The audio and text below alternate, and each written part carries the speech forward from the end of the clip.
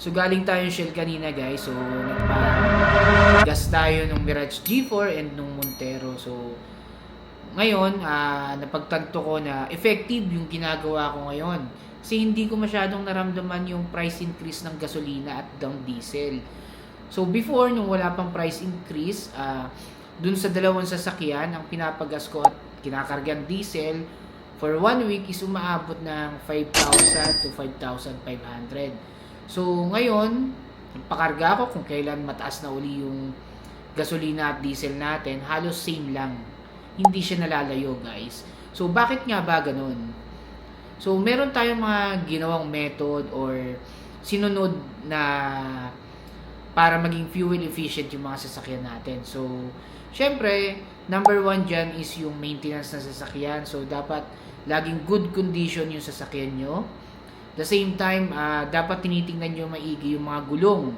So malaking factor na nakakapagpalakas ng gasolina is yung gulong pag malalambot yung tire natin. And lastly, syempre, ito gawa to ni Mitsubishi. Ang Eco Mode or yung sa MyBike technology ni Mitsubishi.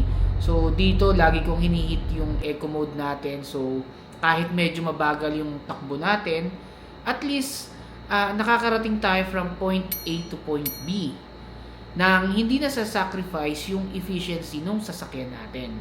Kaya sa mga kliyenteng may approval na at medyo nagdadalawang isip kumuha ng sasakyan nyo kasi mataas daw yung fuel price, huwag kayong matakot kasi tutulungan naman kayo ng Mitsubishi. At the same time, may mga features tayo kagaya ng MyBike na para maging fuel efficient. So, sundin lang natin yung mga guide. Then, sa mga Mitsubishi car owner dyan and mga kliyente namin, sundin nyo rin yung tip na binigay ko. Malaking tulong to para makabawas sa price increase ng gasolina ngayon.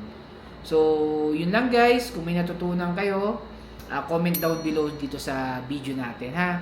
Then, thank you and bye-bye.